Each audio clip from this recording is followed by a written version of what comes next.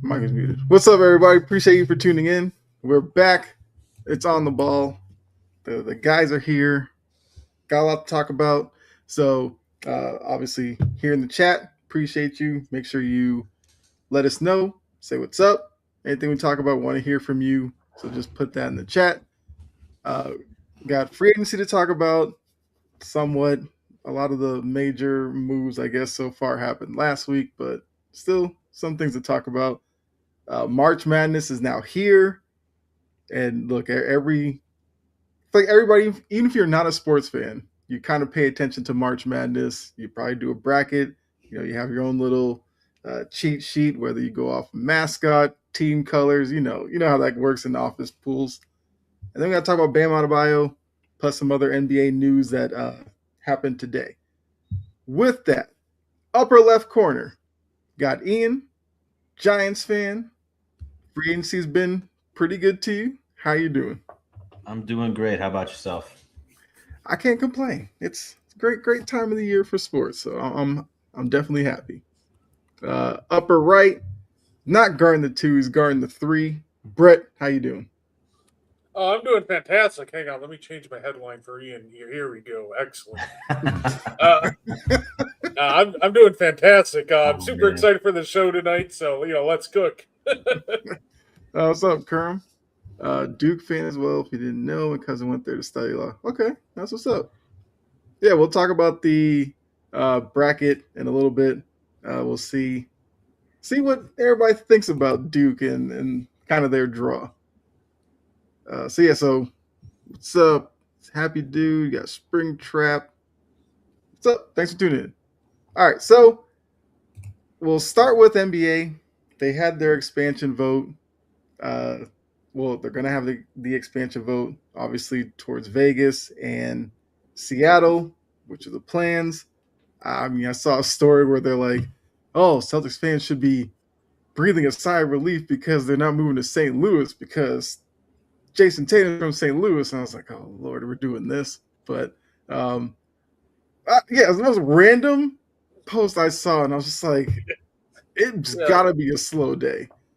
But yeah, because they're gonna move the Celtics from Boston to St. Louis. Well, there's like the Celtics are gonna like leave Jason Tatum open in the expansion draft because it's St. Louis because he's like, I want to go play home, so let me go. Like it's crazy, but that it is what it is. Yeah, sorry, Tatum, you're gone. Baylor Shireman, you're protected, man. What? Man's locked in. So any reason to think they don't vote on expansion, and because we know the two cities, I think we talked about before. I don't think anybody has any reason to not like the two cities that they're going to. But yeah, do you think there's any chance this vote doesn't go through? No. Oh, go ahead. No, I just don't think there's a chance that this vote doesn't go through. There's just really no point for it not to go through. Like, how long have we been wanting a team in, Seattle for? So I really don't think there's a reason that this vote doesn't go through because we know they're not. I don't think they're looking to move a franchise. Mm-hmm. So at this point, this is the best way to get a team to Seattle. So let's do it. Right. And so I guess another question because we know that some people look at the NBA product, think there is a bit of a maybe issue talent-wise spread across the league. Does that worry you in any way, bringing in two new franchises? Ian? No, I don't think it worries me at all with that. I mean, because they're going to be able to protect how many, like 5 players? I think you protect 8. Okay, yeah. So they'll be able to protect 8. So, and then they'll get first and second picks for those drafts, or like divvy it up, like one person gets the first pick and one around the other. Okay. So yeah, so it really doesn't bother me at all. It's all how they're going to develop talent, see if they can develop some trades to get some people to go there, do free agency. I mean, the talent level is going to be spread out, like going to teams like the powerhouse teams, no matter what.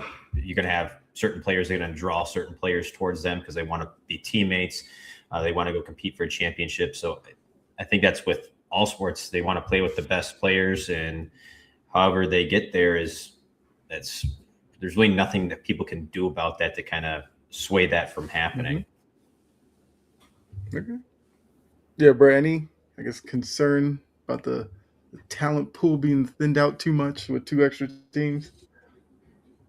It'll probably be rough for them for the first 2-3 years, but no, I mean you can find talent all over that.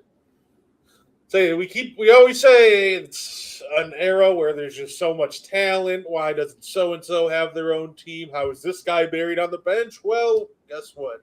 Now we can start seeing even more talent in the NBA. It's going to lead to like I said, the first couple of years probably going to be rough for these expansion teams, but you know what? I'm cool with it. Okay. Yeah. I mean, I don't see an issue with it. And we know leagues love the whole symmetry and everything. 32 will be where the NBA stands. 16 in the East, 16 in the West. That's where a lot of these professional leagues want to get to. Kerm says Minnesota and Memphis, either one could move to the East. Yes, that's where the decision's going to come down to. I think we talked about this also a couple of weeks ago. I think the consensus is probably Minnesota moving into the Central with Brett's Bucks. So, get to see Ant a few times a year within the division. But they could also maybe do some moving around with the teams in the West as well. But, we'll see how all that shakes out. So that was just quickly wanted to kind of get that out of the way. Sticking with the NBA, though. Oh, go ahead. I was going to say, look, it's the perfect storm, too, right? The Supersonics would start playing, I believe, the 2028 season. Mm-hmm. You know whose contract ends in the 2028 season? Kevin Durant. We can finish his career where it truly started in Seattle. I see what the NBA scriptwriters are doing here. I get it. It's perfect. Good job, guys. I mean, we know that narrative will absolutely have legs once they announce Seattle and we know the time frame. Yeah, I can definitely see that. And, Durant being who he is, I'm sure he's going to love it. Him and all his burner accounts. So, sticking in the NBA, we had a historic night.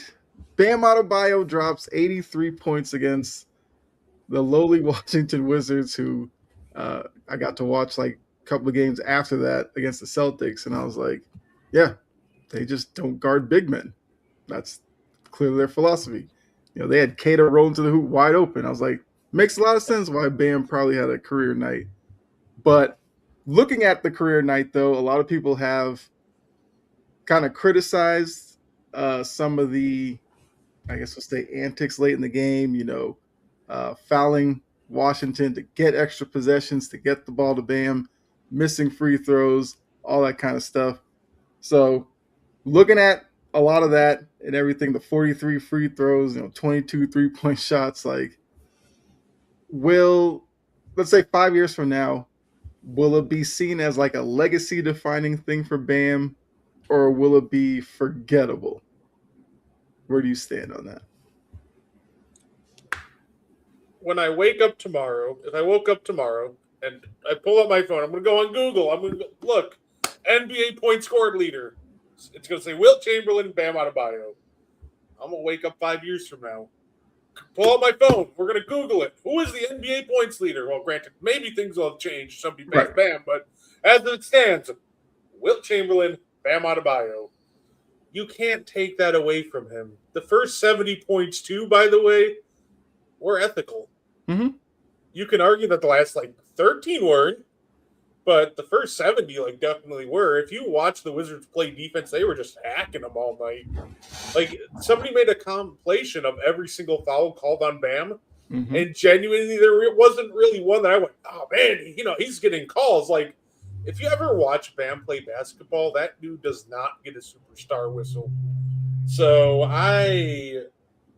the refs are just calling stuff just because, it's Bam. We got to get his numbers up. They haven't done that all year for him. So why would they start now?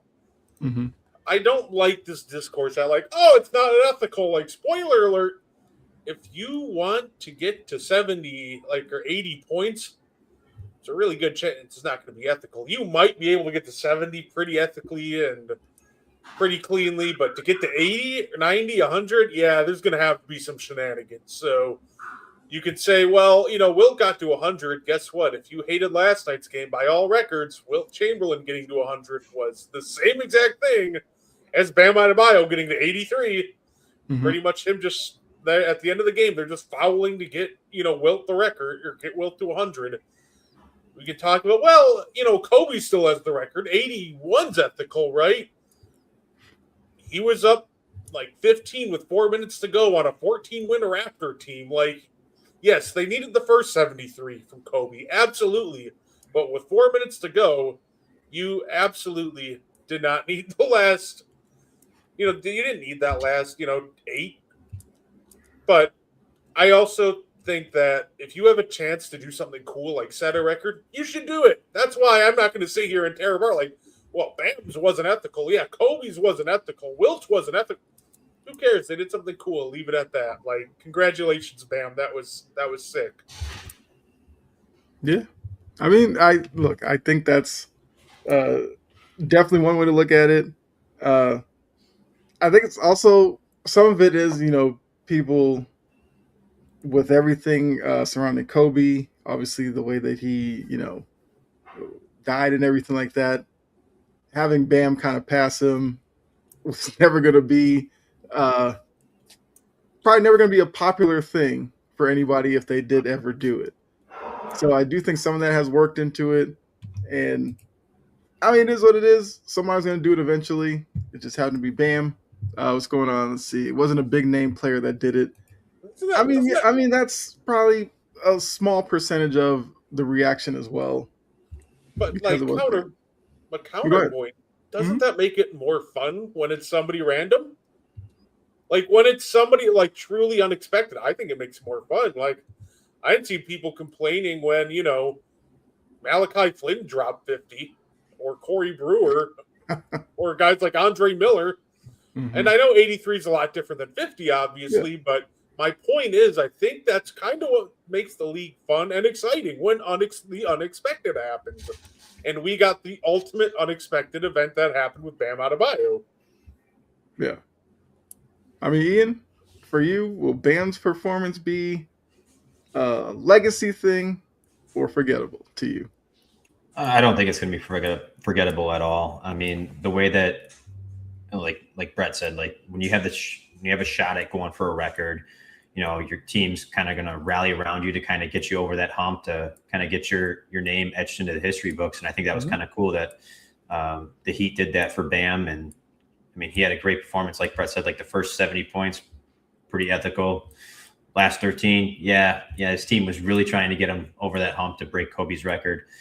And I can understand why people might be a little upset that Kobe's record was broken, but hey, records are made to be broken. So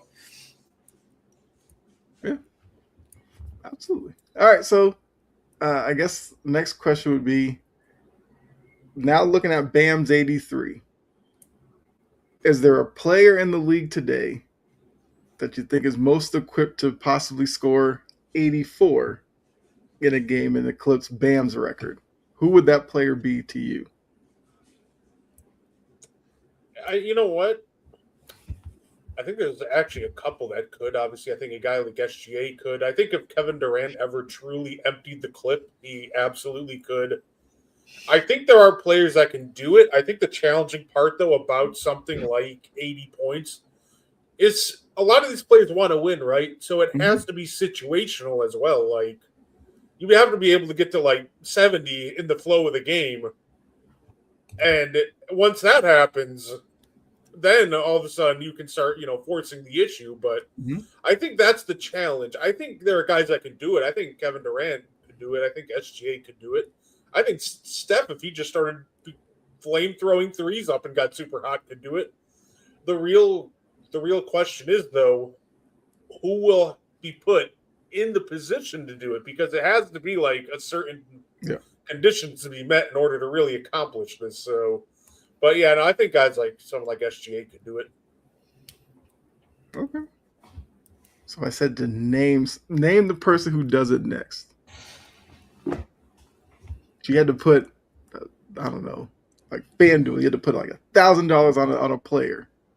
who would you put it down on? Peyton Pritchard. No, I'd probably put it on SGA.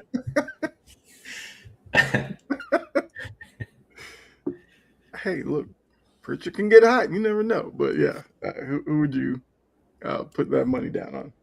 Honestly, I'd probably put it down on SGA. Okay. Ian, who would you put your money down on? So I would agree with Brad that it's kind of got to be situational for this to happen. For instance, like with Bam, you had Tyler Hero out.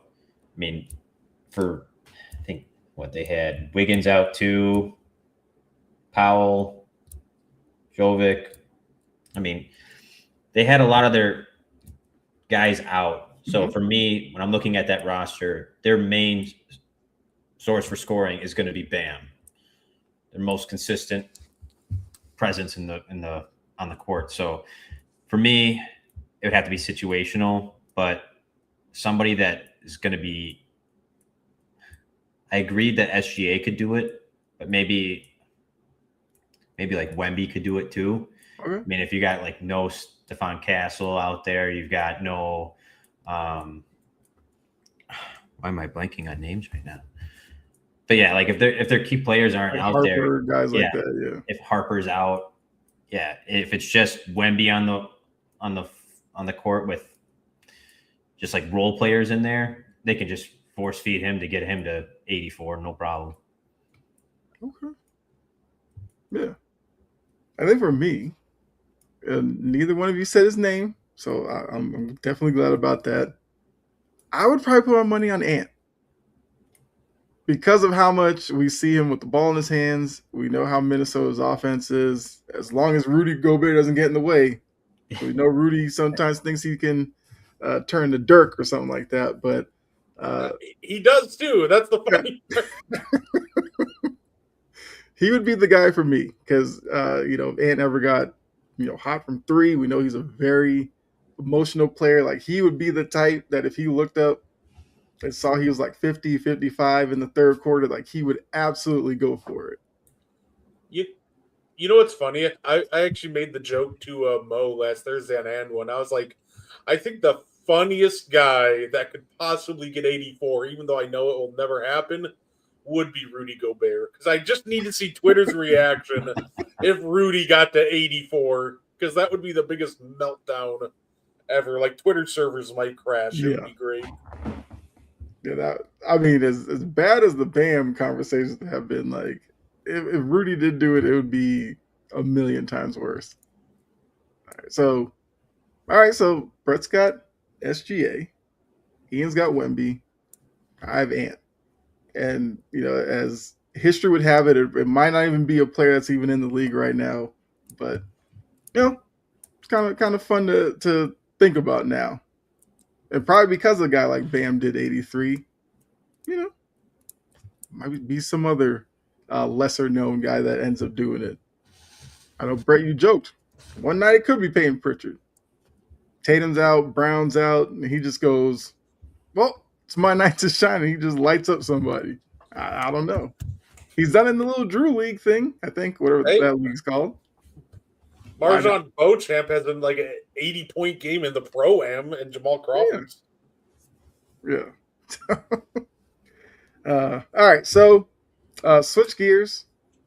Let's go to the NFL. Free agency has hit a point where I think it's a good time where you can kind of look back on some of the moves and everything that's happened. First question would be, what was maybe the most surprising signing of the free agency period? Whether it was a good surprise or a surprise in that you were like, that guy got that from that team. What was that one move for you that stood out for that reason? Did you say it stood out in a good way or stood out in a bad way? Just stood out in general, whether it was good fit, good money, or how did that guy get that money from that team? Oh my gosh, I mentioned this before the show started, but by the way, that's a good shout, Tyler Linderbaum. I mean that in a good way. That was great money, well spent for the Raiders. They needed that. Mine is definitely just Bradley Chubb. Like 3 years, 43 from the Bills. This is a guy who's a speed rusher, but he's been getting injured and been on the decline year after year. Like, to me, that is mind blowing because the Bills don't have a ton of cap space. So I feel like you have to be smart. And maybe, like, if a different team gave that money to Bradley Chubb, it's whatever. Mm-hmm. If a team that had a ton of cap space. But the reality is, the Bills, once again, this is a team that wants to compete.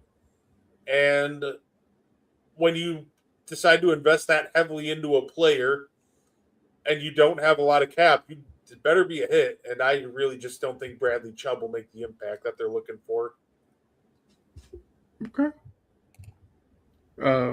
Ian, I guess what was the signing for you that caught your attention? There was a couple like that. Mhm. Alec Pierce, $112 million 4-year deal. That's a lot for just a deep threat. Another one that I thought was kind of a little bit weird for me was just because of the organization and the player that they signed. It's the Panthers signing Jalen Phillips to a 4-year, $120 million deal. I don't necessarily think that it was a bad signing. I just think it's kind of funny that they traded away Brian Burns, who wanted $30 million a year from the Panthers. Yeah. And then they go out and get somebody who's injury ridden in Jalen Phillips and pay him $120 million over 4 years, which is $30 million average. So I just thought that was kind of surprising that now they're like, oh, yeah, maybe we do need a premier edge rusher. Right. Yeah. I Even though mean, they the thought Phillips that one did. The Phillips one caught my eye too. Do you think that maybe last season and the way that it went maybe changed the way they kind of viewed the edge rushing position? And maybe when Brian Burns wanted it, they didn't think that they would be, I guess, coming off of a season like last year where they make the playoffs and looking at the offseason, you could kind of look at the Panthers as maybe the favorite in that division for next season. Right. So maybe for Phillips, it was just that perfect timing for him, Carolina being in the spot that they are in, that they gave him that money instead of Brian Burns, which I'm sure you're mad about because, you got Brian Burns out of it. Like, I don't care. We got him for a second. That's a steal for me. Yeah. But I just thought it was surprising that how all of a sudden a year later they're like, oh, yeah, what's $30 million was too steep a year ago. Now it's okay. This is fine. Just for the injury problems that Phillips has had, that's kind of making me question that move. Yes, they do need an edge rusher. Yes, they do need more help. But Jalen Phillips, locking him up for that long with that amount of money, just kind of didn't seem like a fit for me, for them. Okay. I mean, that's fair. I guess with that kind of money, he probably needs to have like a, Julius Peppers kind of impact in Carolina. I will see if he can live up to it. I mean, I don't know. Sometimes money makes you maybe the best player you can be, and sometimes you might get a little bit lazy. So we'll see what he does with that. I guess also some news from free agency. AJ Brown. Everybody's looking at the AJ Brown market. The Eagles have come out and said they're really not looking to trade him right now. Do you believe the Eagles? Because we do know there are financial ramifications where if they wait until after June 1st, the cap hit is lessened. So do you think it's something where they're just going to wait it out until June and then move off of him? Or do you actually think AJ Brown is in Philly next season? I don't think he's going to be in Philly next season. I think they're going to send him out the same way that they acquired him on draft day. They're going to look to see what teams are calling for receiver. Maybe a receiver that a team wanted goes early, like maybe somebody was really high on Tate or Tyson, and they get him, and then they call the Eagles and ask for AJ Brown, what the price is, and try to get a deal done over the phone. And that's my guess at how he goes out. But I don't think he's going to be an Eagle next year. Right. Yeah, I almost think that I do believe them when they say they're not looking to move him right now because it doesn't make any sense to move him until the June 1st if you're looking to move him. But I think he will. I think Look, I think that last year you can put a lot of the blame on schematic problems in the Kevin Patullo offense. Was just kind of a mess. And I think when you have a talent like AJ, unless if like the locker room's that bad, then yeah, move him June 2nd. But if there's really no locker room issues with him, then I personally just wouldn't move on from him. I still think there's a lot of talent to be had. Plus, you save more money next year if you just literally wait a year. There's an out in his contract. So I think that I think they're telling the truth, but I could be wrong because I don't know how the locker room is. Because if the locker room's just messed up because of AJ, then yeah, then you just kind of have to. You don't have a choice at that point. Okay. I mean, look, as a Patriots fan, obviously, a lot of the rumors are coming towards my team.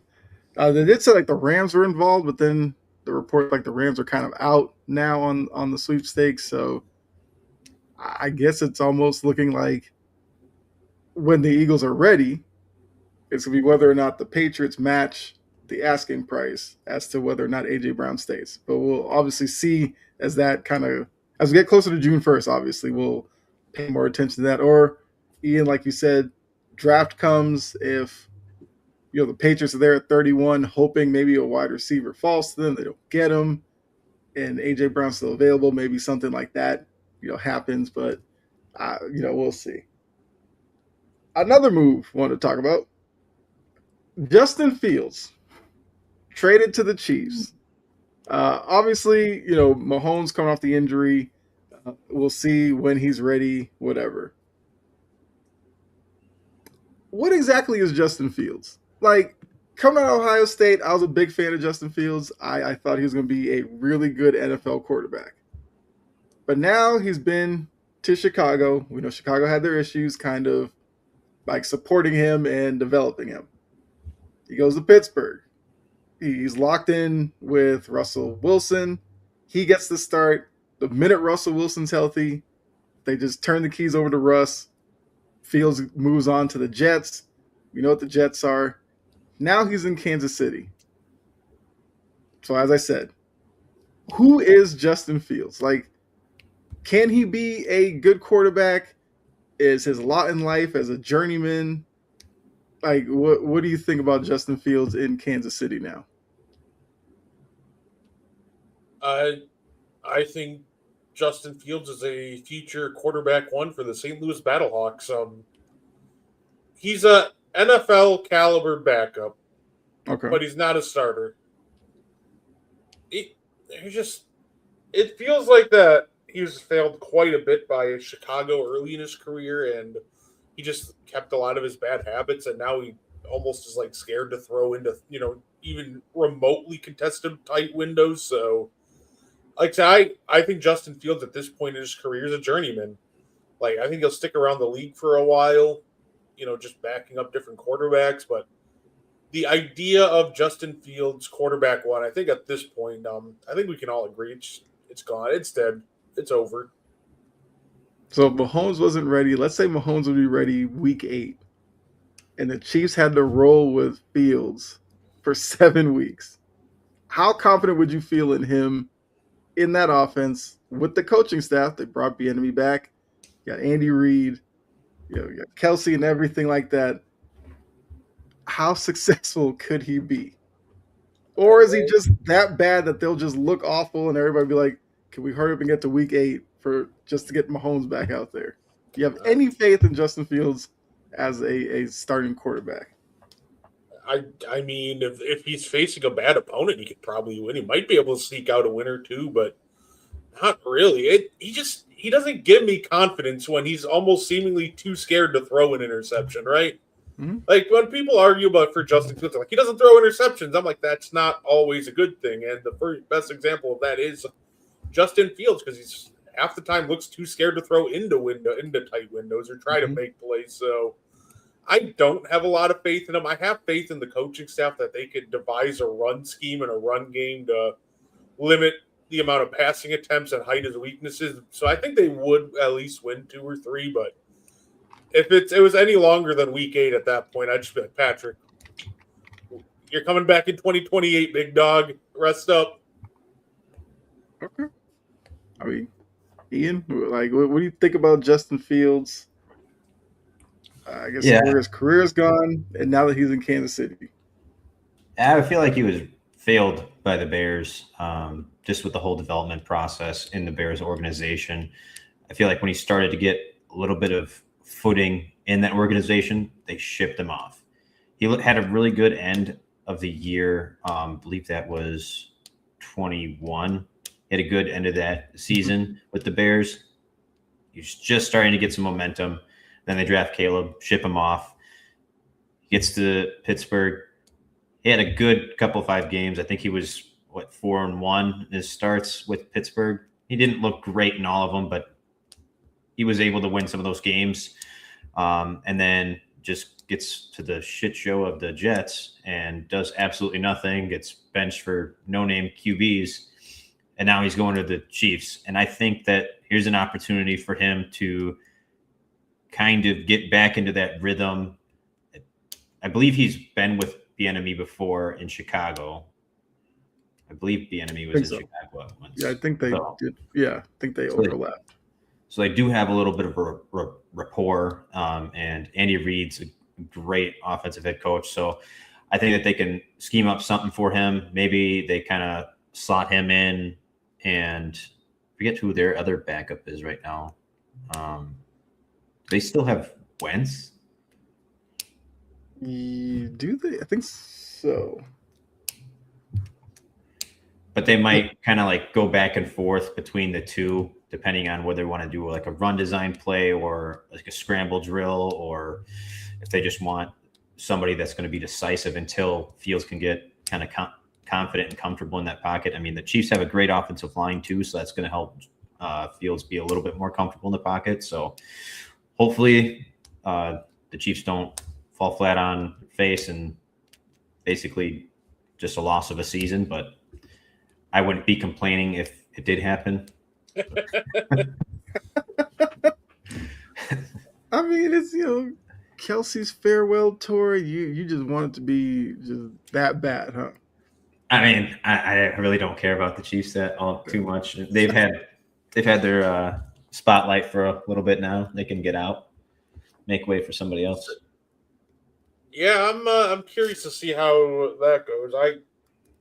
It's one of those things. I hope Travis has a really good year next year and gets to go out on a high note if that really is it. That's all I'm gonna say about that. Because I would just hate for like somebody who's one of the greatest tight ends of all time to go out on just a really sad season. So like I said, I'm not a big fan of the Chiefs, but I got nothing against them. But I really hope that Travis has a great year next year and gets to end his career on a high note if that's the case. Right. Yeah. No, I can agree with that. Okay, so I guess another move I want to get your thoughts on. And Brett, this obviously would affect you. Kyler Murray, Vikings starting quarterback. Unless you really want to buy into JJ McCarthy, maybe bouncing back with some competition, it looks like it's Kyler Murray's job. What kind of impact can Kyler Murray have on that offense that obviously JJ McCarthy hasn't shown in his short time there out in Minnesota?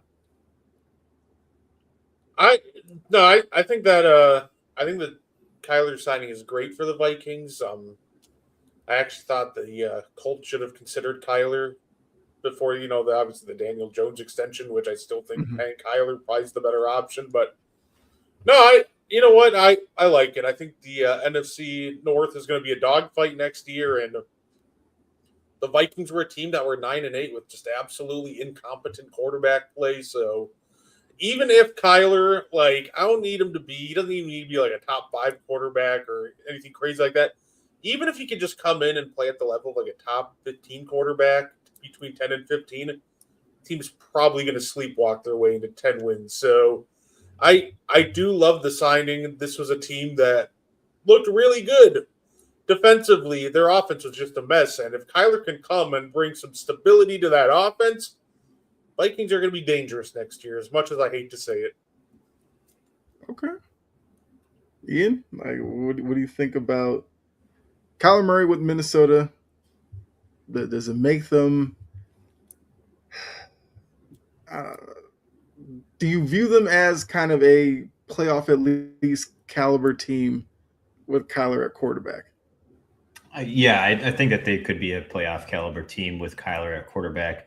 Their defense was phenomenal last year, even with how terrible J.J. McCarthy played. Their defense kept them in games. Now you're bringing in a more competent quarterback who has a lot of mobility, has a great arm, got a whole bunch of weapons on offense. It's just a great storm for Minnesota right now to have a good playoff run this year. Yeah, cause I think it's gonna be interesting. Obviously, Packers. You feel like we'll still be in the conversation. We'll kind of see what Detroit looks like. They've had an interesting offseason. The Bears are obviously going to be there. So, Kyler Murray does obviously make them more competitive in that division. I think once again, it's going to be a fun division to kind of see how they do against each other and who ultimately ends up winning it. So I guess way too early prediction. How would you stack the NFC North? I'm going to let you go. I know who you have at number one, but Packers, Bears, Vikings, Lions. Okay, so you have the Lions coming last. All right. I'm going to have I'll probably go Packers, Vikings, Bears, Lions. Okay, let's get the Bears coming third. All right. Yeah, I'd probably go Packers, Bears, Vikings, Lions. I probably would go with that same group there. I'd say I'm just worried about the Lions because of how much they've lost on that offensive line. Like, they've lost a lot. And if you're going to get Jared Goff in an uncomfortable pocket next year, I think you're going to get some very uncomfortable results. Yeah, it's kind of been a couple of seasons now where they've been slowly kind of been chipped away at. One off season was the coaching staff. Now it's their old line kind of disintegrating. So not that they're, going to completely fall off the map or anything like that, but they do probably need a season or so to probably retool a little bit and get back to where they were before. So not saying that's like short-lived for them, but might be a down year.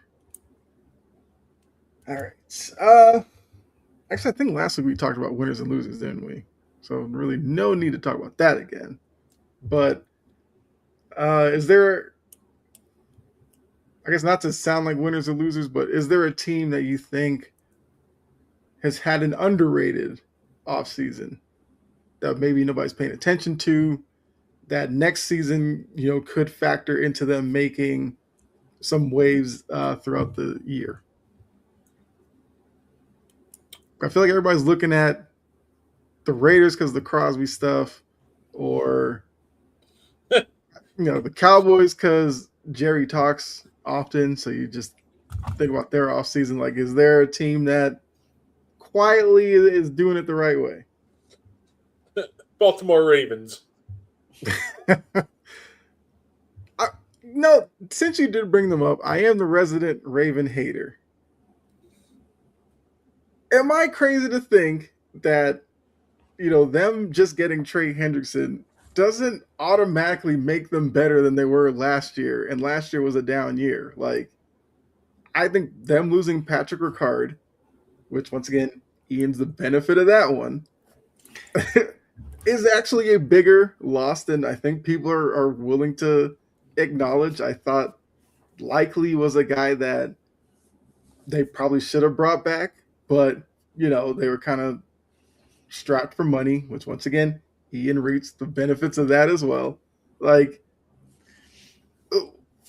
are the Ravens in a position where they could actually see themselves finishing third in that division next year? Third? I don't know about that, but it's. I would say so. I'm assuming you probably have at least Pittsburgh probably number one right now. Depends who their quarterback is. That's the challenge, right? Like, it's going to be Aaron Rodgers.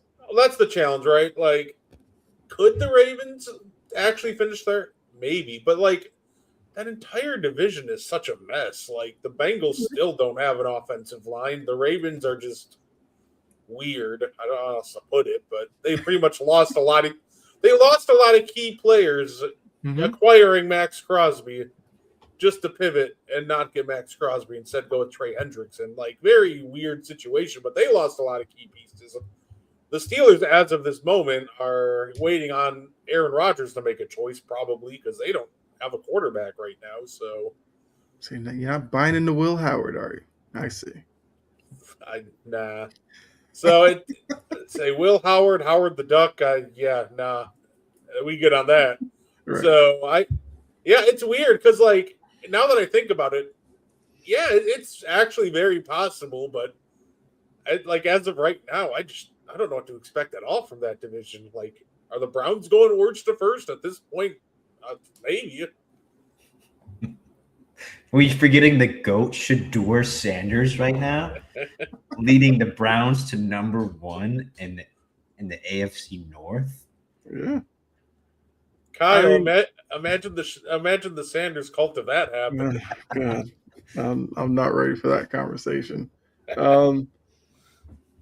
I guess look, I agree with you. The division is kind of weird with this offseason because, like you said, Pittsburgh, we don't know the quarterback situation, although I guess Kyler going to Minnesota probably pushes Rodgers back to Pittsburgh because I think the assumption was he was probably holding out maybe to see if he could go to Minnesota since that's where he wanted to go last season.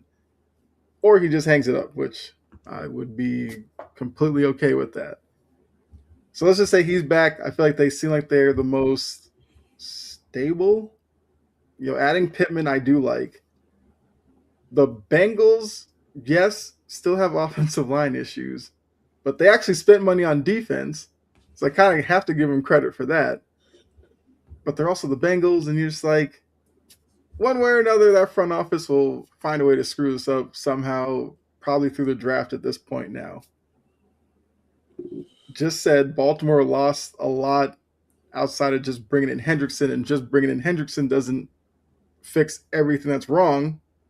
Plus, they have the coaching change, so we got to see what their new philosophy is offensively and defensively. And then you have Cleveland, who, until further notice, they're just Cleveland right now. And I don't know, maybe they start turning the corner with Monken at coach. I'm not the biggest Todd Monken guy to begin with. So, good luck to them. But, if the Browns have a strong draft, maybe we look at them a little bit more seriously, because I think, I don't know, it's probably a division that you win once again next year. Probably 9-10 wins if you're lucky. I will say, though, if we're going for teams that are kind of had underrated off seasons that won't get talked about, I think the Jets are doing a really good job so far. Okay. I think that, one, they haven't done anything stupid yet, which is really at this point in free agency. Give them time. Right, but I think the thing that I like, though, is they're adding experience to help these young guys, right? Mm-hmm. Demario Davis, Minka Fitzpatrick, they also added Joseph Tsai. Like, they added talent and some vets that can help these young guys, teach them the ropes and give, Aaron Glenn something to build around for, this next upcoming season. So I do like the Jets right now, but I know just because I said that, they're about to probably pull the most brain-dead maneuver. But, hey, good job, guys. I think the Raiders are actually doing a good job, too, so far. I don't think any of their moves have been I think both teams haven't done anything dumb so far, which, given their track record, is really good for them. That's fair. That's worthy of calling it a win of sorts. Let's see. Okay, so I guess Ian is there. I guess some team you wanted to shout out for. Probably off season we're not talking about. Yeah, the Giants. The fact that we cut Evan Neal and then picked him back up, that was a steal. At least it wasn't for an Eric Flowers level signing like Miami did, 3 years, $36 million. So I'll take what I can get. But no, I really think the Giants had a fantastic offseason so far. Getting a lot of players, like positions of need, like Calvin Austin and who's the other? Oh, Darnell Mooney for way less than we would have had to pay Wandale for. And just getting Patrick Ricard in there too is going to be fantastic. He's a great blocker. Very big guy too, hard to bring down. Even give him the rock a couple times in the red zone. Complements Scat very well. So Scat gets a little banged up, could put Ricard in. Isaiah Likely's a great blocking tight end too. Tremaine Edmonds is a good linebacker. Just a lot of good things going on. Finally getting a kicker. I'm really excited about that too. We haven't had a kicker because Gano keeps pulling his hamstring or something. I don't know. He should just retire. Yeah. There's a couple of times a couple of years ago the Giants went in knowing Gano was not going to play. This was under Dable, and we decided not to get a kicker before the game. And then anytime we got in a field goal range, we just had to go for it, and we ended up with 0 points that game. So it was pretty cool. So I'm glad we're actually going for a kicker now. So I hope we get a kicker. No. Traden says that the Jets are weird though. Why get all these 1-year deals for aging guys but have no quarterback till next year after the draft? Why spend the money and why not just stockpile? I feel like this gives you ammunition to stockpile though, right? Like if DeMario Davis is balling, somebody's going to come offer you maybe a day 2 pick for him. I'll say maybe day 3 because he's old, but if Minka's balling, maybe they'll offer a day 2 pick for him. I think in order to stockpile, you do have to spend the money to stockpile. So that's kind of it too. Like these are all on good contracts too. Like Minka's the worst one, I guess, at 3 years, 40, but I don't even think that's terrible. So I think they got all these guys on contracts that are also flippable, and they can get positive assets for them unless they completely fall off a cliff. Yeah, I mean, look, if you just sign 1-year deals, I mean, worst case, they all expire and you just have cap space the following year. Like even as a Patriots fan, I will never say the Jets are doing anything correctly. They just don't in my eye. If I get what they're doing, good for them. Damien, you missed the Justin Fields talk because I know you're a Justin Fields guy, but what do you mean the Jets haven't done anything stupid? They traded for Geno. I'll argue that was smart. They need a tank commander. They need that number 1 pick.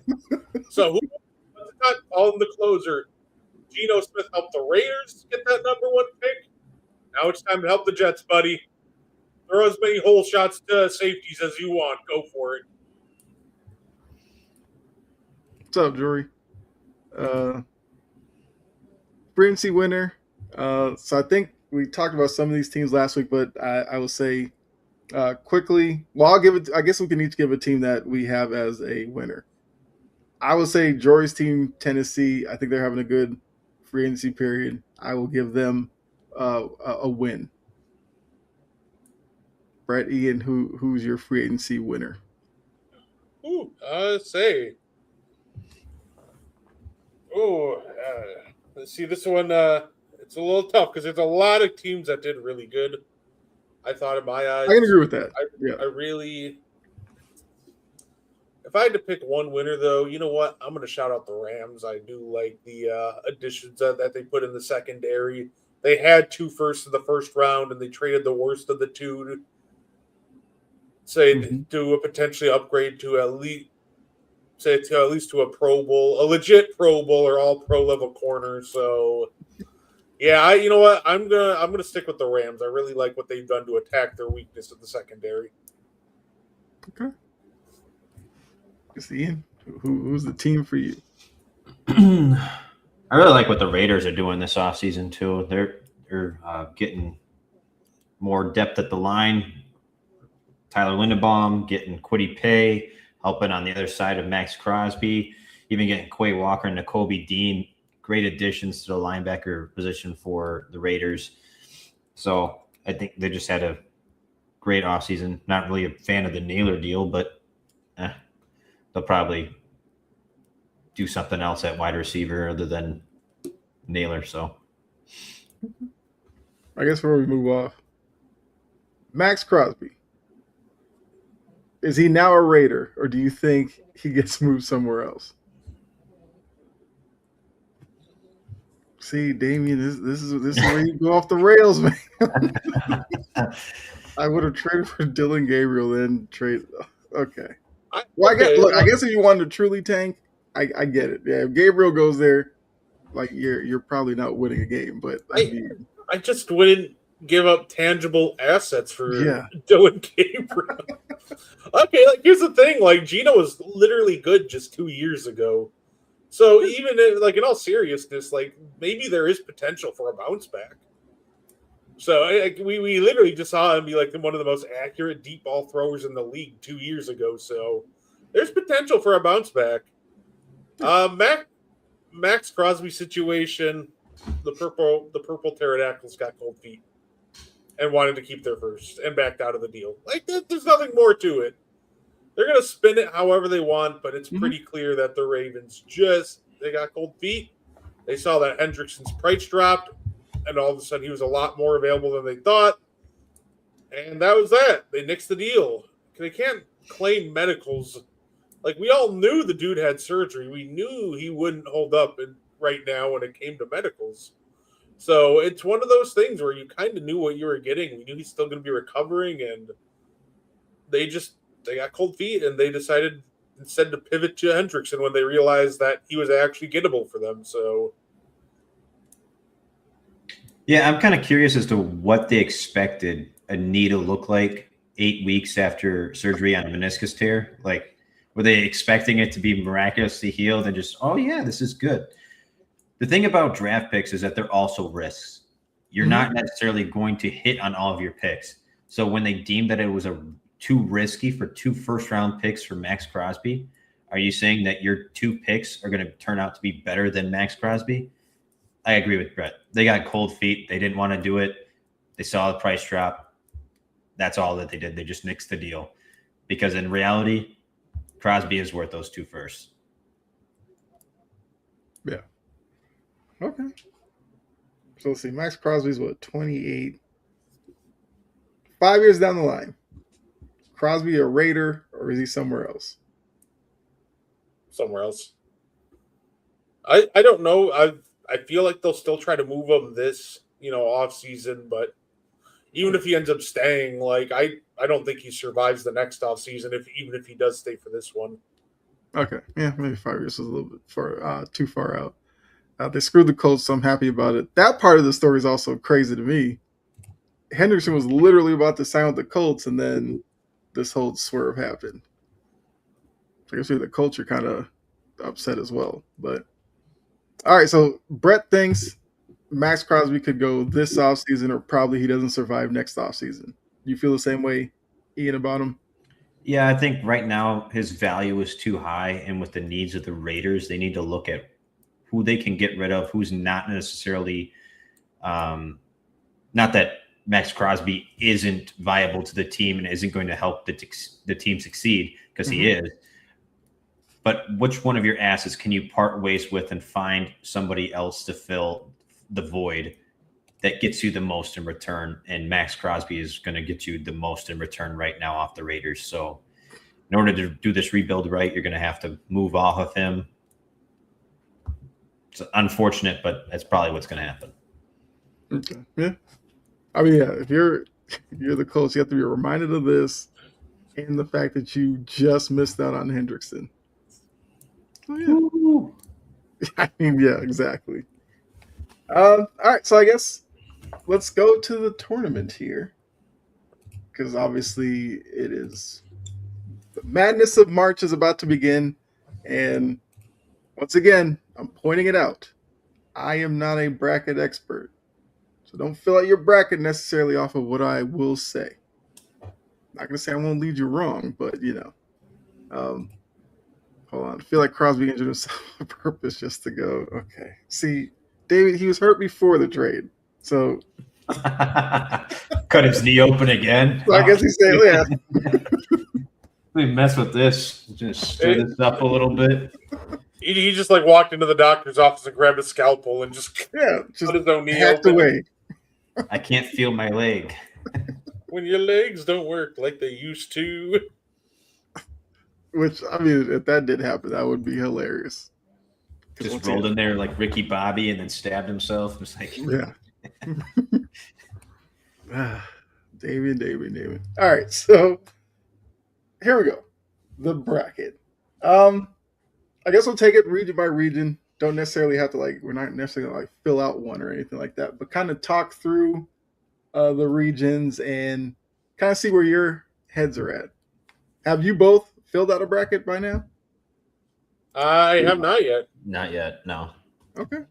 So I guess we'll get your initial thoughts looking at the bracket then. Miles Garrett cries and complains too much. I'm tired of it. Well, he's miserable in Cleveland. So Duke, I believe they were the number 1 overall seed. They have notable teams like UConn as their number 2. Michigan State, the 3 seed there. Got Kansas at 4, which we'll circle back to that because I think Kansas is one of those teams that interested to see how far you think they could go in this bracket with the whole Peterson stuff and everything like that. St. John's at 5, who apparently is getting a lot of attention for being a 5 seed because people think they should be a higher seed because of being the Big East champion and destroying UConn the way that they did. I heard Mad Dog and Stephen A talking about that. They think that's wrong, whatever. And I believe that there was a number 1 seed in that tournament too. Yeah, I think St. John's was the regular season champion as well. Yeah. Hey, to be fair though, doesn't that just kind of help them out for now? You can avoid. Yeah, sometimes being seated a little too low can work in your favor. Right, I guess unless you'd rather have Kansas in the second round, assuming they win their first round against Northern Iowa. I would imagine this actually probably works out for them in the long run. Okay. So, I mean, those, I guess, some of the notable teams in Duke's bracket. I guess, quick overview. What chances do you give Duke of getting out of this? And if you feel like they're going to fall, who's the team that takes them out?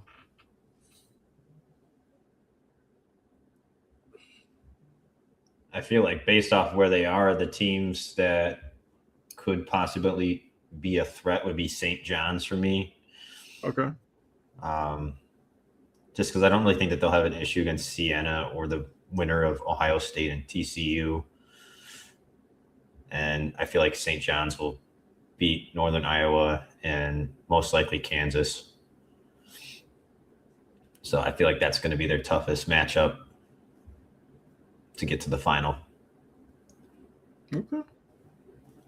Brett, how do you feel about Duke getting out of this bracket? Oh yeah, no, it's going to be a lot of fun. It's tough because I feel like obviously they probably should get out of this bracket. This is a very talented Duke team, but I'm gonna say they don't. And that's the hard part though. Who's knocking them? You know what? I don't think they do. Who knocks them out? I would probably have to go if I was being making a logical guess. Probably St. John's. But this is what I love about March Madness. It's illogical. So watch it be like TCU in the second round. Right. Yeah, I think it is a challenging draw for Duke. I know some people think they may have the hardest draw of the number 1 seeds. I actually think Duke probably makes it to the Elite 8, and I think they get knocked off there by Michigan State. I do think that they do meet up with St. John's. I think Duke gets by St. John's. I think it would be a really fun game. I think St. John's will be up for it and will give them every challenge in that game. But I think Duke gets by. But I think ultimately Izzo's Michigan State squad knocks them off. Which, once again, disclaimer, I'm not an expert. So if I'm wrong, I'm just a guy filling out a bracket like you are. Arizona. Another interesting number 1 seed. They have Wisconsin as a 5 seed. Trajan, if you're still in here, I know you're a Wisconsin fan. Looking at Arkansas at the 4 on the 4 line. They're an interesting team to watch. I saw them a little bit in the SEC tournament. Very talented team. I got AJ DeBonsa, BYU squad on the 6th line. Gonzaga, everybody's favorite when it comes around March. They're the 3 seed in this bracket. And then Purdue on the 2 line. So, how do you like Arizona's path? Well, same question. Do you see them coming out of this or somebody else? Well, no, obviously Wisconsin's taking it over on that side. Wisconsin's interesting. Like I think this year's Wisconsin team a little bit different than previous years. Like this Wisconsin team loves shooting the 3. Not something that you normally think about with Wisconsin. So we know in March, you get hot from 3, you can do some things. But yeah, so I guess who do you have standing in Arizona's way, or do you have Arizona making it out of this bracket? So you know what? I'll pick BYU to take them out. Oh, you believe in, I guess, AJ's squad? I do. I love AJ as a prospect. I think he's gonna. Let me put it this way. I think he's gonna be. I think he might solidify himself as the number 1 pick in the draft with March Madness. Okay, it's kind of like a Carmelo Syracuse type thing. Oh yeah, where Carmelo went on that March Madness run with Syracuse and they won the title. I'm not saying that you're saying BYU is going to win the title, but okay, that's interesting. What about you, Ian? I feel like there could be a couple of teams that could give Arizona a little bit of a fit. Wisconsin's done a great job against high seed teams, so I feel like they could definitely pose a threat. Arkansas is real scrappy. They're very tough. Also, Purdue is just a good team too. So if I had to pick one, I'd probably say most likely one out of there would be Arkansas to play against Arizona right away. But if we're going further down the line, I'd probably say Purdue gives them a good run. Purdue's that team that for so many years I always bought into, and they always disappointed me in March. I told myself a couple of years ago I would never fall for it again. So I'm not buying into Purdue just off of that. I do like Arkansas. I think they're an interesting team. You know, they have a lot of guys who just are, can get to the rim and everything like that. They also have a bit of a bust factor for me. So I don't know how much I want to buy into them necessarily. I actually think Arizona gets out of this region. I think it would be interesting for story-wise if, BYU could do it with AJ, but I'll give this one to Arizona.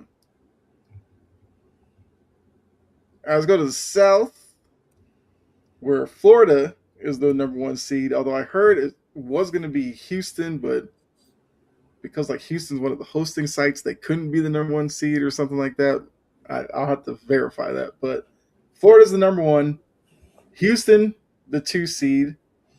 Illinois, 3. Nebraska at 4. And I heard the stat that Nebraska is the only team in this tournament that's never won a tournament game. That seems like a lot of pressure to put on the guys there. But they have Troy. Vanderbilt, North Carolina at 6 is a team that I have questions about, but they could prove me wrong. And then I guess St. Mary's at 7, kind of it in this region. Although A&M at 10, maybe as a double-digit seed, could be an interesting team. I'm so excited to have either the greatest or worst bracket of all time. I try so hard to predict upsets that either my bracket looks awesome or it just looks like the worst thing ever, and you're like, what were you thinking? Don't ask me for March Madness advice, guys. I just go straight off pure vibes most of the time. Of Damien's question, do we think the Florida team scared? Oh, scared of Vanderbilt because Vanderbilt did literally just beat them, and now they're in the same bracket, in the same half of the bracket as them. So I guess, do you see Vanderbilt as a threat to Florida? Do you think Florida gets out of this? Once again, how do you view Florida's path in the South? I don't think Florida survives. Okay. You know what? I feel like this. It feels like I'm getting vibes that this is going to be the bracket for an upset. Granted, I don't think it's Florida loses in the first round, but yeah, no. I think Vanderbilt beat them pretty comfortably. In that last match, up to a point where I genuinely think that they're going to beat them again in the tournament. Okay. Ian, how are you looking at the South? Yeah, I don't really think Florida makes it out of this one. I think Houston will probably make it out. I'm there with you. I'm a big fan of Houston. I love the way that they play defense. I think offensively, I think they do enough offensively. And Florida has challenges for sure. Like Florida plays kind of a big lineup, and I think against some schools that's going to work. I have Houston coming out of the South as well. All right, Midwest final region. This is the Michigan region, so they're the 1 seed there. Notable teams: Iowa State on the 2 line. They have that. I can't pronounce his last name. The sharpshooting guy with the European last name. Impressed by him. I feel like he's a guy who could carry them on a run. You got Virginia on the 3 line, a team that's had some interesting moments in March. Jory's Bama squad 4, although I believe I read that some player was removed from the team for being arrested with weed or something like that. Yeah. Drug charges. Yeah. I mean, that's the thing to do the week of the tournament. Hey, crazy. They don't make Texas enough Tech- money as it is. Hmm? So they don't make enough money as it is. They got to do drugs on the side too. Crazy. Texas Tech. Right. Oh, go ahead. I'll say, hey, maybe you gave a great deal. You know what I'm saying? Oh, yeah. Hey, round of 64, but get your Coke for 64% off. grab them while supplies last. Yeah. Florida keeps being doubted. They were doubted last year. No, that's true. I just really like Houston, so I feel like it's a matchup that's destined to happen. Florida and Houston in the Elite Eight. I would pick Houston in that one. I do like Florida. See, Georgia as an 8, a double-digit seed. I've heard some people talking about Akron. The Zips. You got Santa Clara. So what do you think about Michigan's path here in the Midwest? Who stands in their way, if anybody? Iowa State. Okay.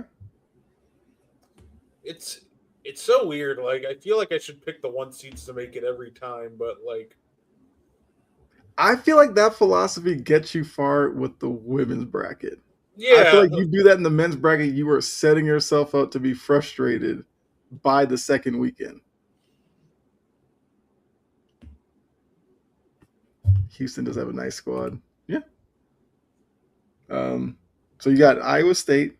Okay. Ian? Michigan or somebody else? Oh, yeah. Akron's taking them down. No. St. Louis might be a tough matchup for them. I feel like St. Louis is going to beat Georgia. St. Louis could be tough for Michigan, just some of their bigs that they have. Bama also puts up a lot of points too, so that could be difficult with a Michigan team that struggles to get going at times. But I really feel like it's going to be Iowa State, Michigan, though, at the end. So I think Michigan should come out of this one. They are the better team, but Iowa State's probably a little sore after their loss to Michigan in the tournament, so maybe they come prepared and pull the upset on them. I do like the Iowa State team as well. Like I said, I can't remember his name, but the dude who shoots the threes, like he hit some tough ones in that game. Alabama is interesting because they will score a lot. The questions will be defensively, do they get enough stops to probably knock off a potential team like a Michigan or, even like a Texas Tech? Like, I think Alabama can put a lot of pressure on you if they have it flowing offensively to try to keep up. I mean, we'll see how far that takes them, but I would probably say we're probably headed towards Michigan and Iowa State in that one. So before I get your champion pick, what do you think about the Miami Ohio situation where 31-1 and the committee puts them in the first four?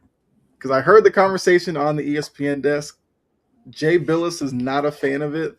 He feels like with the season that they had, if you think they're a legitimate tournament team, then they should have been in the main draw and not the first four. Greenberg and Jay Williams was like, hey, first four or not, you're in the tournament. Now you can kind of prove some things. Are you fine with Miami of Ohio being in the first four? Or do you think they deserve better?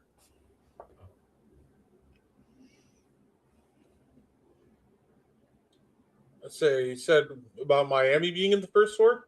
Yeah, Miami of Ohio, because we know there's a lot of talk about them, their season, because they have one of the worst strength of schedules, but it was kind of hard to deny the long winning streak that they were on, which ended, late in the year. And now they're an 11 seed having to play their way in to the 64. It's funny because it feels like they should have just made it in off the winning streak alone. But yeah, I mean, I don't really have a problem with it either way. Okay. So I'm just wondering. Ian, you have an issue with that? It's kind of hard with the teams that don't really have that strength of schedule that pull up these numbers like this, where they go on the 31 win streak, and then they finally play against a team that's good.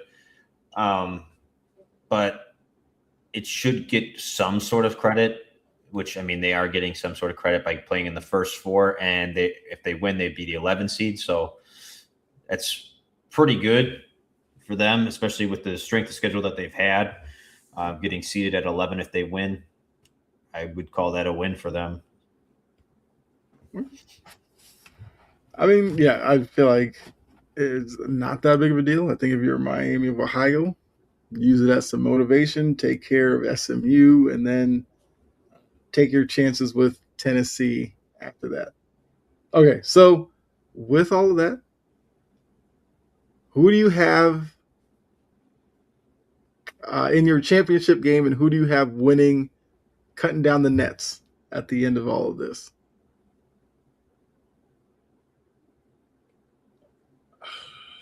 You know what? You know what's funny? I'm not sure. I'm not gonna lie. I don't really have an answer for that right now. That's fair. The bracket did just come out. It is definitely a lot to take in. I definitely understand. Don't worry. When I finish my bracket, I'll make sure to share it with the group. But for right now, yeah, I'm not sure. Like I said, I do a lot of my picks. Like, I try to take stats and everything into consideration, but it's just so random half the time. I just do it out straight like vibes. I'm not gonna lie. I don't really think too hard about March Madness. I mean, this is the second part of Madness. So yeah, honestly, as of right now, I couldn't tell you who I'm gonna pick as the winner until I actually do a bracket. So I will change the question to this: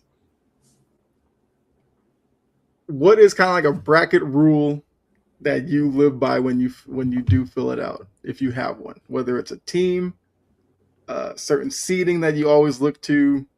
Do you have any kind of trends you like to follow when you fill out a bracket? Normally I just pick Purdue to lose in the first round every year, and that works out well for me. I agree. It's so unpredictable. That is what makes it a lot of fun. No, I honestly, like I said, I don't really have any rules I follow. I just try to take as much data as I can, and then and then when I'm going through the matchups, and then when I make the final choice, unless like the date is overwhelming, I'll just kind of go off my gut feeling and run with it. I mean, a lot of times that's kind of the best way to do it. Yeah, like sometimes I'll just pick them because I think the names are fun. Okay. Like I'm not gonna lie. Like really giving I'm eyeing up like Wright State right now. So like I said, just straight vibes. That like I feel like that makes it more fun though. Mm-hmm. No, I respect that. Like I said, the disclaimer is right there. Not a bracket expert. I mean, Ian, when you're filling out a bracket, like how do you go? Are you the type that goes like upset heavy? Do you lean more towards favorites? Like how do you go about filling out your bracket? I feel like there's certain favorites that I'll like lean towards, but then I do go for the upsets a lot just because I don't know. There's there's certain teams that I feel like they weren't hot going in but got seeded high, or there's teams that are seeded low that are hot going into the tournament. So we kind of look at that way. But sometimes I just flip a coin, just toss it up. I'll make like maybe 2-3 brackets, and the coin flip ones I'll just swap. So I don't do that great. So don't take my advice. That's why I said it. We're not trying to come across as bracketologists or anything like that. Like we're just like probably 95% of the people who might be watching. We like the bracket because we like the tournament, and we fill it out just for fun. Yeah, and if I happen to get the perfect bracket and win the $1 billion challenge, yeah, I'll absolutely take it. Right. Those people also fascinate me how they can stumble across like a perfect bracket. Like you have to be consuming college basketball like 24/7 to truly understand this team's going to do well against that team, because there's so many teams to try to keep track of. And it's so funny. It feels like everybody wants to do all this research, but it's always that one person that has like they don't even know what a North Carolina is, and they're always the same people that are like, "Hey, I got the best bracket today." I'm like, "Good for you, buddy. That's awesome." Right. I think the key thing is getting past opening weekend, because that's where I think most people, their bracket just goes up in smoke. If you can make it past that, you might be on your way to winning your group or whatever, your office pool, anything like that. If you lose your champion in the first weekend, yeah, you're probably screwed. I think the only time I was ever super competitive in a March Madness bracket was the first year I ever did one. But that's only because like the first year I ever did one, it was like in high school, and me and my two other buddies, their names are like Brian, but I call him BA, and Adam. Shout out to my boys. Hope they're doing good. But yeah, no, we all did one, and of course we threw money on the line. And of course, like to me, honestly, I wasn't even in it for the money. I was just in it for the bragging rights over them. So yeah, it was intense. I think the team that clutched up for me that I ended up winning it was because I picked, I believe it was Coastal Carolina, upset in the first round, and that really helped me in the end. So yeah, that will always be my favorite March Madness bracket. The time where I beat BA and Adam. So yeah, I always love this time of year though. It's a fun tournament to watch. Yeah. Okay. So I guess maybe final question before we get out of here. Because so Brett, you did mention that moment, Coastal Carolina. I guess Ian, it's like a great March Madness probably memory for you that sticks in your mind. Yeah. Before I really even got into college basketball, my science teacher had us fill out brackets, and I had not heard of half of these teams, and I picked Villanova to win just because I liked their name, and they ended up winning the whole thing, which got me like an additional like half step up for like my grade. So instead of getting like an A-, I got an A. So I was like, oh, that's cool. But yeah. Was that the one where they beat North Carolina? Yeah. Okay. That probably for me, might have been the best championship game. For it to come down to a buzzer beater like that, both teams going like throwing haymakers at each other, that was a really good game. And for me, like the whole Purdue thing, my beef with Purdue, actually like Robbie Hummel at Purdue. So every time I got in the bracket, I would pick them to go further because I was like, Robbie Hummel, great player. He'll lead them. And they lose like in the second round every year. So I'm at the point now I have sworn off Purdue past the second round. And 1 year is probably going to screw me, but it hasn't done so far. Like that's like the one rule I go off of. It used to be Georgetown, but Georgetown hasn't been in it in forever, so I don't really worry about them. They were another team I would never pick to go far in March. Duke teams, it kind of depends on the certain team. I think this Duke squad's pretty good, so we'll see. All right. That's all I really had. Get that out of here. All right. Kansas and Kentucky are another teams that are kind of like iffy now too. Yeah. Actually, Kansas was probably the team that burned me before Purdue started burning me. All because of Paul Pierce. Paul Pierce is my guy, so I was like, Kansas, they always had like a player or two on their team that I was like, I really liked, and then they would lose in probably the most amazing fashion. Kentucky's kind of the same. Yeah, I agree with that. Although now I think I'm probably too much on Houston's bandwagon because the past couple of years I've been picking them to go pretty far. Just like their style of play. So I will say, I actually don't have a trivia question this week. Completely did not cross my mind until we started. So I'll have a trivia question next week. Sweet. I want to throw out I do want to throw this out too, by the way, because I've been seeing too much of this. Guys, NFL free agency isn't over. Stop acting like your teams are playing tomorrow.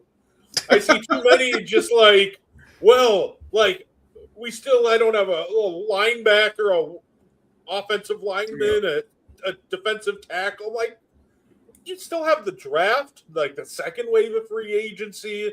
Like, you can poach guys off the practice squad, and all that fun stuff during training camp. Like, it's really annoying because, ironically, just Packer fans like doing this stuff all the time. Mm-hmm. Like, dude, we don't play football for like another 6 months or whatever. Like, There's still time to add talent. So if your team hasn't made the move you're looking for yet, like they hadn't added a certain position, just relax. Y'all will be good. I promise. Tired of the city of Houston, yes. I guess the insight to that is Houston not happy with Tennessee right now. With the Tennessee, I mean, you guys have seen Tennessee's new uniform. They're rebranding. It looks like the Houston Oilers color scheme. So Texans fans are sitting there like, that's our brand. You can't take it, even though the Houston Oilers moved to Tennessee, so it kind of followed them. It's a whole thing. But yeah, Brett, I can completely agree with you with free agency, which I guess before I go with mine, like Ian, Giants fans, like, well, what's the one thing that they're kind of hounding the team to go get? That kind of like Brett said, free agency isn't over and it's still the draft. Like, where are the Giants fans being insufferable about? If anything, maybe they're just loving life right now. They're just like wanting big name wide receivers, trading for a big name wide receiver. We don't need a big name wide receiver. We have Malik Neighbors. We can get a comfortable guy that can just fill in the slot, deep threat, something. You already have the Swiss Army knife of Malik Neighbors. You don't need another number one guy now. They watch, like, what's it, Deontay Banks play cornerback all year for you guys, and they want a wide receiver? Yeah. Does that make sense? Yeah, and all the groups that I keep seeing, they're like, oh, we need to draft a number one wide receiver. And I'm like, are we forgetting? And we just brought in Newsome, and get who else? But thought we brought in another cornerback as well. But I don't know. And then I keep seeing things about Jeremiah Love and that's just pissing me off. I feel like all of a sudden he's become like the guy in the draft. Like I don't understand why the Giants would do it. And then like, oh, Harbaugh's meeting with Jeremiah Love. We're gonna get another number one running back, and I'm like, why? Why? Next month we need you on the draft show for the Giants pick. I don't know if I can handle it. I don't know if I can handle that. We need that reaction just in case it's a running back. If it is, we're doing a surprise trip to New York and we're getting Harbaugh out. So maybe it is this right here. Most fans don't trust the GM, so they get so obsessed with free agency instead of the draft.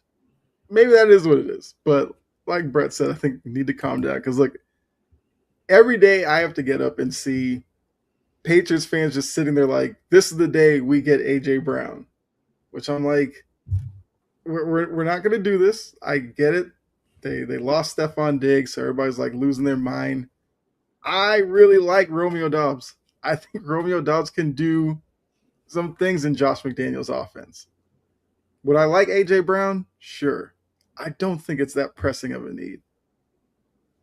I get it. The connection with Vrabel and everything is why people are losing their mind. Supposedly, AJ Brown is a big fan of the Patriots. That fuels it as well. But let's calm down a little bit. The Hawks give away the Magic City getting canceled. I guess if you guys want to, yeah. I'll let you know my one, like, the thing I find funny about it, right? Like, so obviously, if anybody doesn't know, Magic City is a strip club in Atlanta. It's got terrific lemon pepper wings, by the way, 10 out of 10. Anyway, it absolutely, like, I tasted them and I'm like, damn, I can see why Lou will up the bubble now. Yeah, but no, and obviously they're going to do a partnership with the Atlanta Hawks, but then, you know, there's some guys speaking up like Luke Cornett, and then the NBA stepped in and canceled it.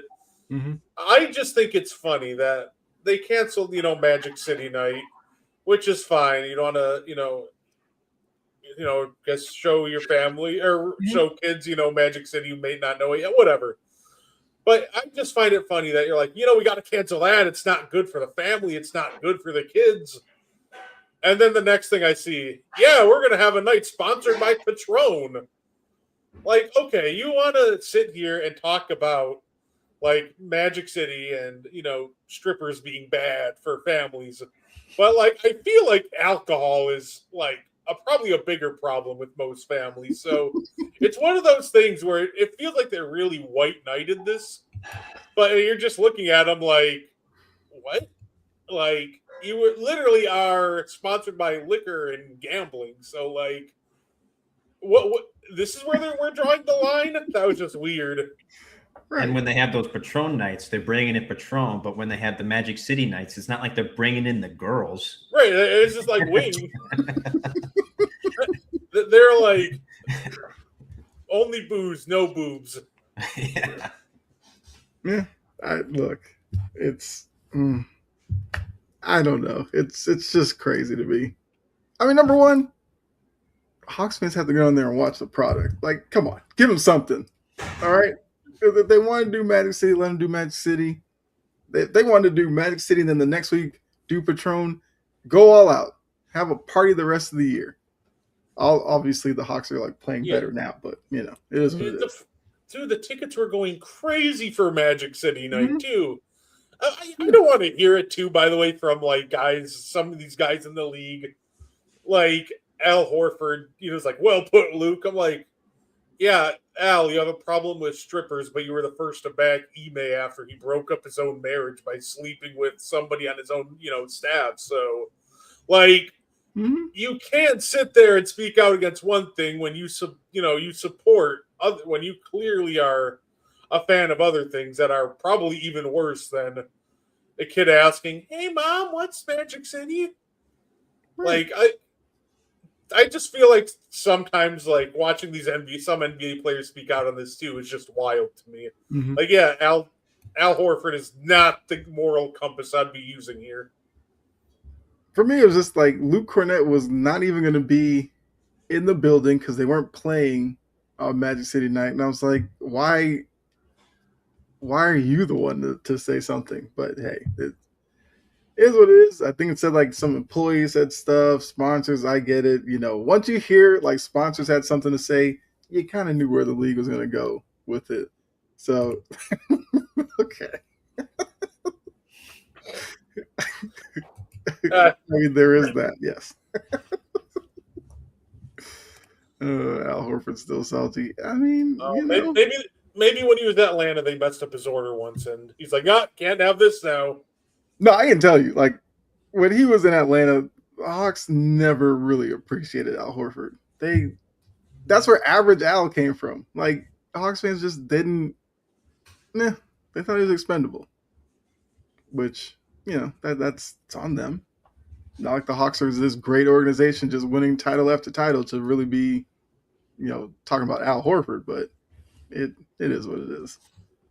But yeah, I guess we can end it off of that. Magic season where Magic. Okay, see, you had a good question, and then you had to follow it up with that. Like, David, I'm starting to learn you, man. You do one thing good, and you just have to follow it up with just blowing it all up. He's just chaotic neutral. He has to balance it out. I respect it. And then of course I'll throw into the And One podcast is hosting March Madness bracket. I actually have two. It's going to be one with a prize, and then there's going to be a free one. The one with the prize, I'm not actually keeping any of the money. The goal is to raise money for a animal shelter called the Labrador Connection. So the way to get into that one paid one that I'll be hosting, really simple. You can, Venmo or PayPal me, or just them straight up. And as soon as, I got proof of donation, or, you Venmo or PayPal me, then I'll give you the password to get in. I'm still debating. I know I'll probably at least do a $25 gift card, but I might do some Campbell's as well. So the prize value will at least be $25.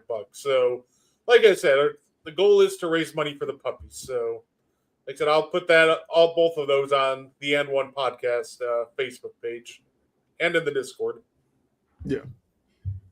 Yeah, definitely do that because good cause, and just having some fun with it. I mean, Ian, anything you want to add before we get out of here? No. All right. Also, I guess Brett want to let them know about Meaty Boys tonight. Yeah, of course.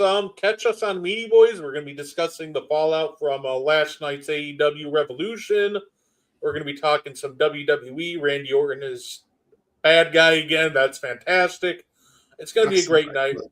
We're gonna have some fun. We're gonna have a good time. It's going to be great. Okay. So yeah, I guess next week trivia will be back. I will have a question. I completely forgot about it this week. We'll talk March Madness at that point next week. We'll see how well our brackets are doing. I'm sure it's going to be a lot of fun. The WNBA seemingly are close to something amidst the talks. They said like today was going to be a pivotal day because now they're getting to the point where the schedule will kind of be affected if this drags out anymore. Both sides seem like they're seeing some progress being made. So if that happens, we'll definitely discuss that next week as well. And I guess anything else free agency wise, we'll talk about that. So make sure you come back next week to join us, to join the discussion, have some more fun. Check out the other shows on the network. Check out Meaty Boys later tonight. And as Brett said, go over to the N1 Facebook page or the N1 Discord. Sign up for the bracket madness over there. I have a bracket for Passionate Precision, the show that I'm on Fridays with Jory and Key. We have that as well. It's in our Discord also. So, you want to join a bunch of them, join ours, and have some fun with it. So, until next week, for myself, Ian, not Garden 2, Garden 3, Brett, we're out of here. Enjoy the rest of your week. We'll see you next week. All right. Bye.